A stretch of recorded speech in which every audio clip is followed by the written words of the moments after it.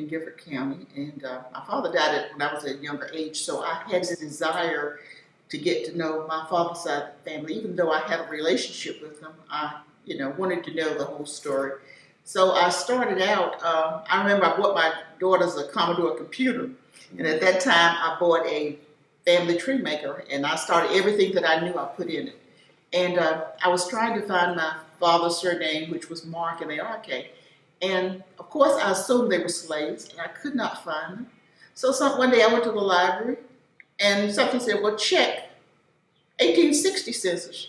Lo and behold, they were free people of color in the 1860 census and the 1850 census. And so that got me started. Then I started working on my father's his mother's side, and I was able to find them.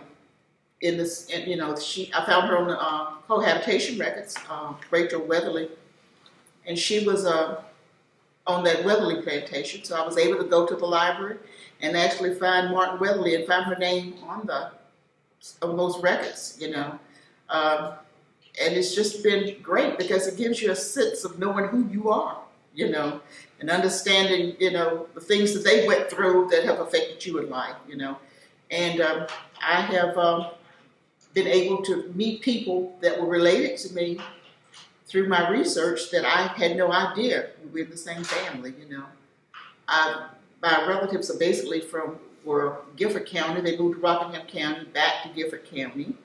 And right now, they were basically concentrated in Sumner Township. I found my great-grandfather's, was my second great-grandmother on the slave records of Priscilla Hooper. And I found the plantation that she was on. So it's just great. And I've been able to find a picture of her. She was a slave born in about 1850. And I've been able to, find her. And I've met so many other relatives, surnames that I didn't have an idea that I was really related to, And I often visit cemeteries, and they're great sources for research. You find everybody's not willing to go with you to cemeteries, but it's one of my favorite things to do. I tell you, when I look at a slave record, chills actually go up and down my spine to realize that, hey, this is real, You read about it, you hear about it, but when you actually see your relative's name on these slave records, it's real. And it lets you know you are descendants from these people, and the things that they've accomplished in life and were able to do, it gives you that identity to know that I can do these same things, I've had relatives who bought land in 1870. Well, that's right after slavery, And you think, well, these people were able to accomplish those things, we're able to accomplish anything that we want to accomplish. That's one thing that I've gotten out of this. Mm. I've even gone down to Montgomery County, and I've been able to find those relatives on the slave owners' wills and estate records. So I've been to the plantation in Montgomery County, the Butler plantation. So it's possible, and it's surreal to actually see the property that these relatives were on and the work that they did. Yeah, it's something I've always wanted to do. I found that my great-grandfather fought in the Civil War. He was a Union soldier. And this past weekend, I was able to go to D.C. and actually visit that Civil Rights Museum, and I visited the monument for the Civil War soldiers. And I was actually able to touch his name on that monument, and that meant so much to me. That was the highlight of my trip. So it's like, you eat and sleep it. At night you're in the bed sometimes and you're thinking, well, I wonder where I can go with this. Where can I go with that, And my hope is that with this new People Not Property project is that more documents will be online that we haven't even thought about. And we might be able to go through and just get lucky and find, a surname or something and continue our research. Yeah. I'm really excited about it. Everybody knows when I go to the family reunion, I'll go corner them. That's what you end up having to do that, or you become the person who is the one that knows everything about the family, and then everybody knows if they want to know something, they come to you, or you're going to try to go find something out about them. I know for my particular case, it's I can get to a certain point, and I go, wait a minute, there's a bunch of people on this planet that I'm related to. Who are they? That's, there's a connection. There's a yes, there's my family. But if I go, you go grandparents, great-grandparents, second great-grandparents, third. All right, they had siblings. Those siblings had children. And so there's a broad, set of folks that you're related to. And just trying to find that is what has been my particular interest. It really came from more of I just wanted to know. The one person I knew was I had a great-grandfather who was born in 1865, died in 1965. And it's like, wait a minute, what's going on there? And so I wanted to know in terms of, his lifespan, wait a minute, who were his parents? And as I went back through that, in fact, it was one of his eldest daughter had written a letter, and that's what I used in terms of my first serious look, because everybody looked to her. It was Lexanna Mosley, Aunt Lex, everybody called her. And they said, if you want to know about the family, go see her. And so I contacted her, and then she wrote about an 8-page letter that just said, here's everything that she knew. And she went through and described that her grandfather had been, that she grew up in Mobile, Alabama, had been sold from Virginia. And so I'm like, well, wait a minute, can I get, where's the information on that? So I started looking for information on that side of my family, then my father's family, and it's grown from there. But I have not had the good fortune that Johnsie just mentioned in terms of I can get back to emancipation, but now crossing that, if somebody didn't live past that time frame, finding them is difficult. And that's where I am right now. And my particular viewpoint for the People Not Property Project is that, all right, I can do so much for myself. I've reached a roadblock. Okay, that doesn't have to be my roadblock, doesn't have to be your roadblock. Do something that's going to help somebody else. I don't know what I'm going to find, whether or not it's going to help me, but I'm pretty sure it's going to help somebody. And if a bunch of people are doing that, then the connections get made in terms of, oh, here are the folks, here's what they endured and lived through, and start to build whatever the story is. And so the piece parts are coming together, and the technology allows that to take place. And there's so many things you can do once you have that information in modern format. I'm a technology guy in terms of my background, so I'm looking at all kinds of ways as to how do you connect this stuff. So the phrase, when I talk to my wife about it, sometimes I said, I need to create Facebook for slaves. Just more or less to say, here's who knew who. Here's who was doing whatever with somebody else that's there. And to put that information together that's there. So I get interested in just finding the information, making it available for somebody, because I reached my roadblock, and create something that can be useful for somebody else. And then maybe I'll get lucky that somebody will create something that's useful for me. The connections for me, when you mentioned the runaway slave ads, I grew up in Detroit. That same great-grandfather I mentioned to you, his church is a historical site as the last stop on the Underground Railroad before going into Canada.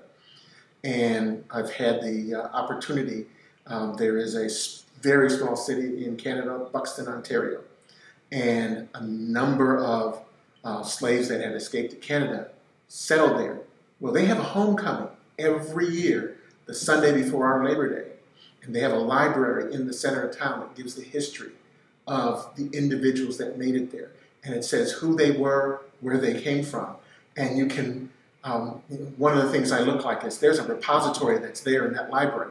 It's in a house, it looks like a house, but it's, floor to ceiling is a library. And you can pull the biographies of the folks who settled that town, and you can find out where they came from. Because I went there, when I first went there, I looked at who had my surname, because I didn't know. And I found people with my surname, and I started reading, where were they? How did they get there? Where did they come from? Did they escape? Where did they escape from? So there's information that comes, from my perspective, both ways. is something like that that points back here. Or this, my Aunt Lex had written about the North Carolina connection that I know I have is one of my ancestors was in Eastern North Carolina. Now, finding the details of that, I'm hopeful that shortly in the next couple of years here, that something was going to happen where I can say, there's where he was, and bring it home, so to speak. But it can go two ways. That we have the information, we have the ads, and you have how somebody was described. But whoever was described, if they got away, where'd they go? Because wherever they went, there's a potential that says there's on the other side, that somebody didn't find them here, but they made it to some place. Can they be reconnected that way? And that to me is part of the effort. So I'm looking at it in from multiple perspectives, from multiple geographies, trying to come together on that.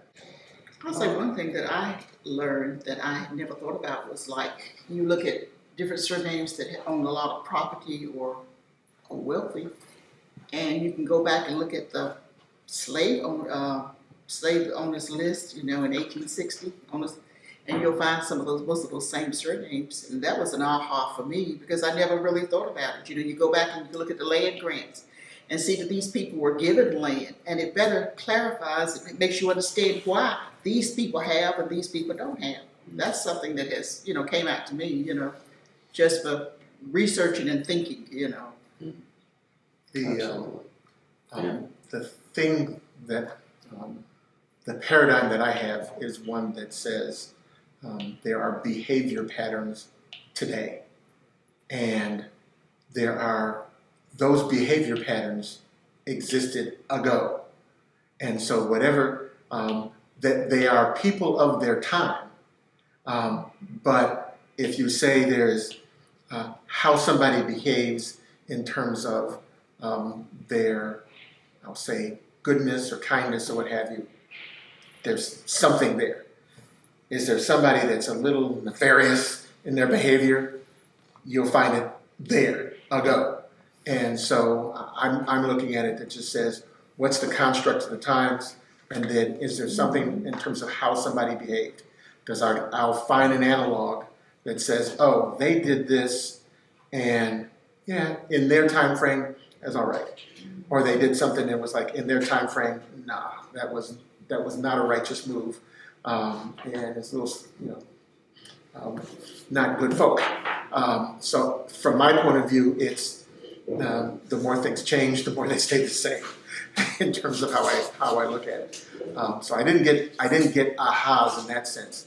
If there's any aha I have, is that I have a better understanding of things that I see when somebody has done a documentary, say, on some historical event, or if I'm reading or rereading some history.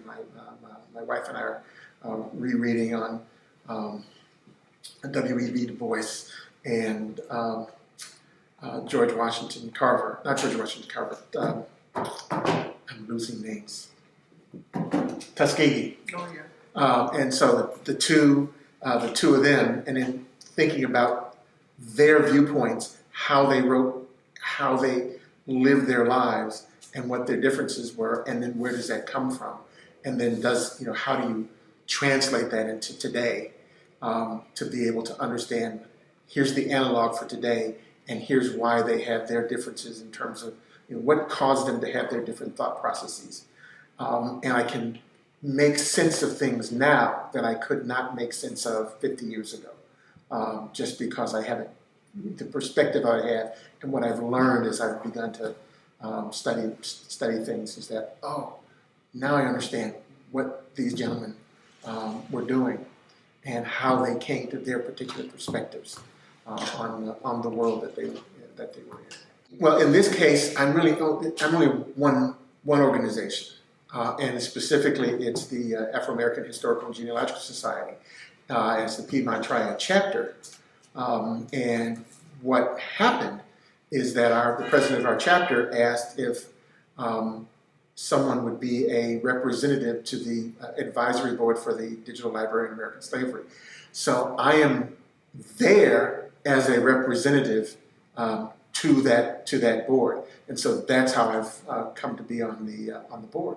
The Digital Library in American Slavery. Oh, it's wonderful in terms of a site to go through for information, because we have the work that had been done by one of the professors at UNC-G in terms of collecting data for probate records across the slave states. And so that information, anything that happened from a probate perspective, that's what they captured. So you can see what the transaction was, what somebody wanted to have happen. And there's over 150,000 records that are there associated with what took place. You'll see where someone was emancipated. You'll see where someone had cases where they were free, but their family wasn't, and they petitioned to become slaves, to be re-enslaved. You'll see that kind of thing. There's all kinds of things that are there, and that's one part of what's there. The second part is runaway slave ads that are there, specifically associated with the state of North Carolina. So there's lots of places you can go in terms of finding runaway slave ads, but this one is specifically focused where you can take a look by county and time frame. You can see what the ads were, who was looking for whom from that perspective. That's one item. Third item that's there is the details they've housed on this site, details associated with the slave trade. So you can see 12 million people were taken out of Africa, 10 million made it to the North America, all of Americas. Only about, I think it was 400,000 or 500,000 actually were in North America. Everyone else is in the Caribbean or in South America. So, part of what I look at is, I got a cousin somewhere in the Caribbean, somewhere in South America. I just don't know who they are, but I know they're there. But that's the third part that's there. And the fourth part, which is really being fleshed out now, is the people not property, because we've had, Guilford County, but other counties, Buncombe County, Surrey County, Hanover County, where some work has already been done in terms of getting the information, the slave deed information, and making it searchable from an online perspective. And the People Not Property Project is really just a big expansion of that for 26 counties that have volunteered to be part of the initial effort. And my fervent hope is that once this project gets going and it's been successful, two things will happen. One is, there's another, 74 counties. Let's all join the party here. But not only that, there's some other states that can look and say, look what North Carolina did. We need to do the same thing. Let's get on board with them. And so that's where I see that this project goes. But the Digital Library in American Slavery is a great repository and a place where information can be found, where connections can be made. And again, once that data is there, it's amazing in terms of the kinds of things that you can do in terms of understanding what was taking place at a macro level once you have the data and you start to exercise the data that's there. So from a macro level, but also at a micro level for what I mentioned before. I still have that second great-grandparent. I want to find them and find out how they got there along the way. But given that my family is, if I go back to the generations that I can guarantee I know, which is my second great-grandparents, these are people that are all born roughly in the 1830s, 1840s kind of time frame. There's something that happened before that, and they're from all over in terms of the country from that standpoint. They weren't there originally. They got there from someplace else, and I want to trace them all back. And so I say, ultimately, I think I think everybody, any African American would like to have their own version of the Kunta Kinte story, right? And so I'm looking for. I don't want just one Kunta. There's a couple hundred, and I want them all in terms of what's there. So what is it, the old Beatles song, Come Together. There's two parts to coming together here, because it's coming together, it's who are the individuals that had ancestors who were enslaved. Come together. DNA, for any, and this, I can say this, it's been mentioned, I think Dr. Gates mentioned this in some of his programs, but African Americans here in this country, if you say you do your DNA, on average, 20% European. So from my standpoint, there's the other half of coming together is, there's a bunch of folks out there who are my biological relatives. Join the family. Come, if you did your DNA, I show up. You can't, you do Ancestry, 23andMe, whatever, we're there. You can't ignore the fact that, there's this relationship. The science says it's there. Join the family. Well, I've done my DNA. I did mitochondrial, my Y-DNA. I've done my autosomal DNA.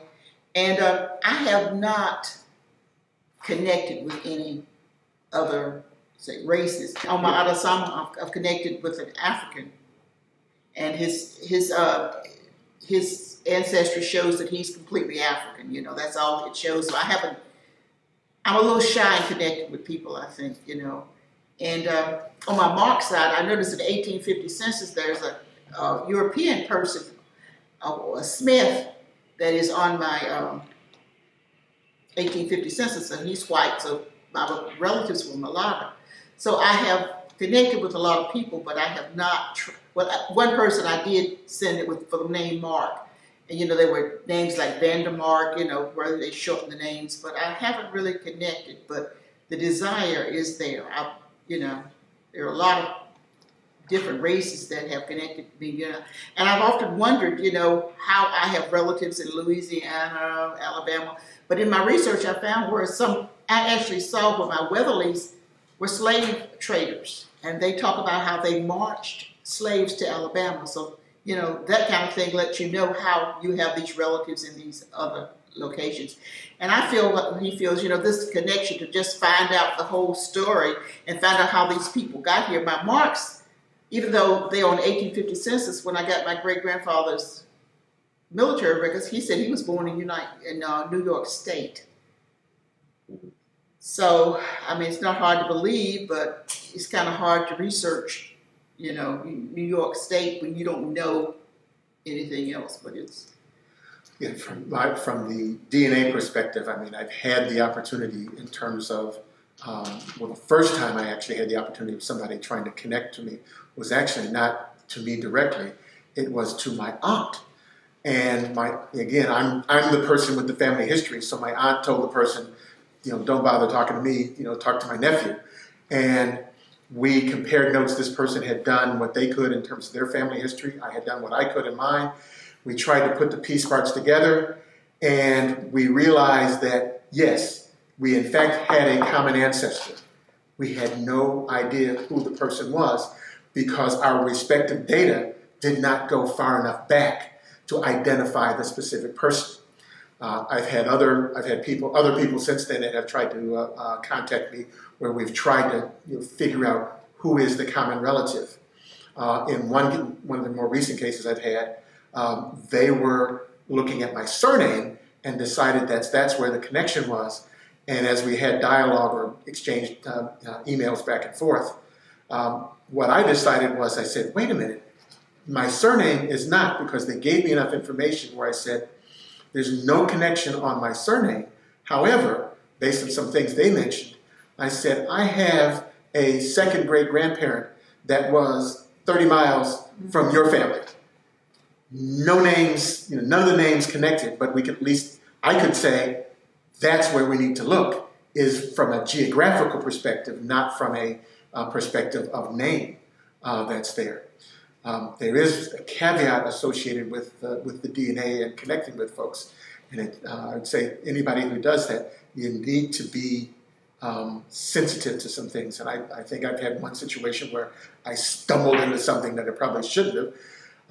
Whereas the DNA can uncover information that somebody didn't know or didn't want to know.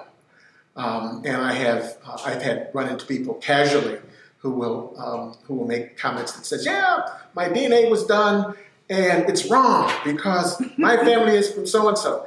And depending on the person, I will either give them advice or I will say nothing. Because the DNA is right. You might be wrong, or the stories you heard could be wrong.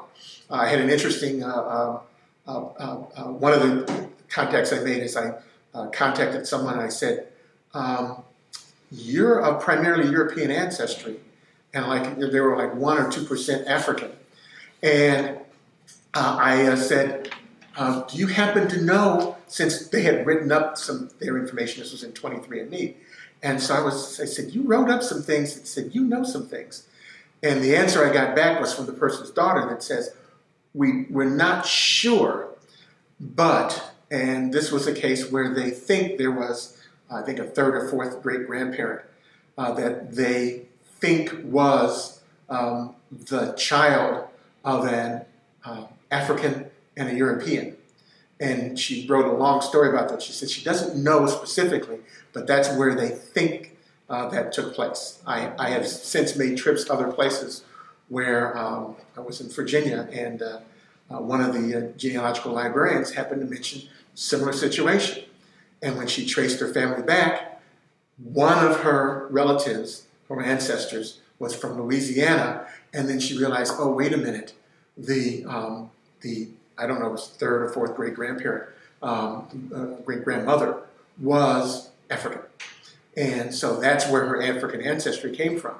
But DNA was the only way that she knew that had taken place. Otherwise, it would be a case of, oh yeah, her whole ancestry is European. It's like, oh, wait a minute, there's somebody over here. And she's found the person as, this is back to the come together. She's embraced that in terms of what's there. And so, from my point of view, that's where I talk about the embracing. How many folks are embracing their ancestry, good, bad, or indifferent? Because whatever is back there, whatever you're looking for, you will find the people. Some of those people you're going to love. Some of those you're not going to love. You can't choose your family. And saying not choosing your family, I have a problem with the European person that I found in my 1850. It's hard for me to say my great-great-grandfather, or great-great-great-grandfather. And I have not been able to reach out to try to, Smith, And it says he's from Rockingham County. Well, I found a Smith in Rockingham County with the same given name that owned slaves. So it's hard for me to make that. It's hard, but it's on the other hand, the descendants of that person, the other descendants of that person, there's this history, and person A was a slaveholder of person B. That's then, that's not now. So those other descendants, we can come together and have conversation and talk and what have you. And it did run into a situation this year, as a matter of fact, where a person was very concerned because literally she was verbally attacked by somebody that said, your family did this, and just was raked over the coals. And she was like, well, wait a minute, I didn't do that. And she's wanting to embrace that, it's like, we're here now. We can, here's where we are, and we can move forward from there. And, from my point of view, you have to understand there's a difference between, we need to know what happened there, but that doesn't mean that controls what we do here and how we relate to each other now. I want to know what was there. I want to use that information, but I want to move forward. Something happened, wasn't exactly good for my ancestors. And now how, there is the movement that has taken place in terms of what was their life like. In fact, I wrote a letter for my first grandson. I said, here, I did 6 generations in terms of here's what happened in each of their lives. And the ending point is, I don't know what's going to happen in that grandson's life. I can talk about the times that each of the predecessor generations had to deal with and what they did to try to move forward in their lives. And my only message is, he's in his time. When he gets old enough, he'll understand. He's in his time. He's got to figure out what to do. What's his situation, and what can he do to move forward in his life, in his time. And that's really what, when I say come together, it's we're here now. Yes, there's all these things we can learn from all this, but now here we are. What do we do to move forward? What do we do to work with one another, to lift each other up, to move forward? And that's partly what I think needs to happen. And not be afraid to go that extra step forward. You know, it's like when I found it hard to believe that my ancestors weren't necessarily enslaved in 1870, but I decided to take the step and look beyond that, you know, and that's what people have to learn to do, you know, not just go on the first whim. Yeah, got to go beyond that. But that's, you know, my comment earlier about the what I call the sameness. There's certain things that, you know, any time frame, people behave. You know, the behaviors don't change that much from time to time. The situation does, and how you handle the situation, understanding what somebody does in terms of handling their situation, that changes.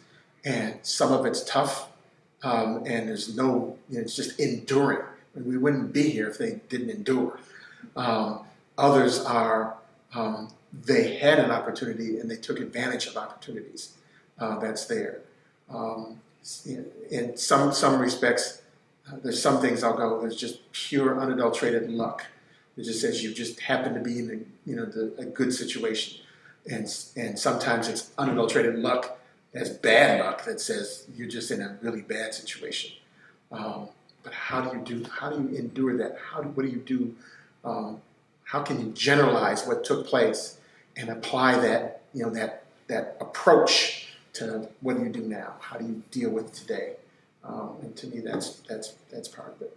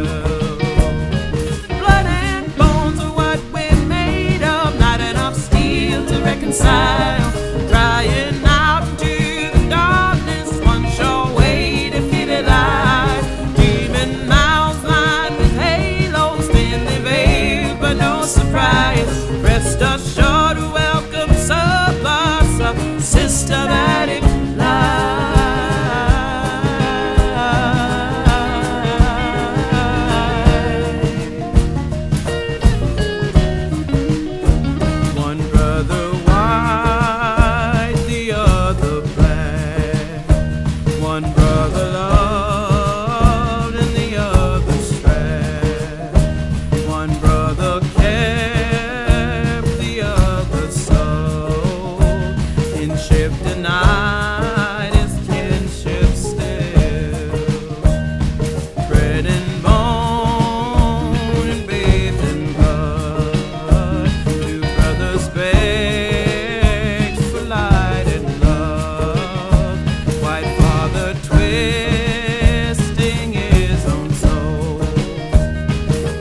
would deny what all must know.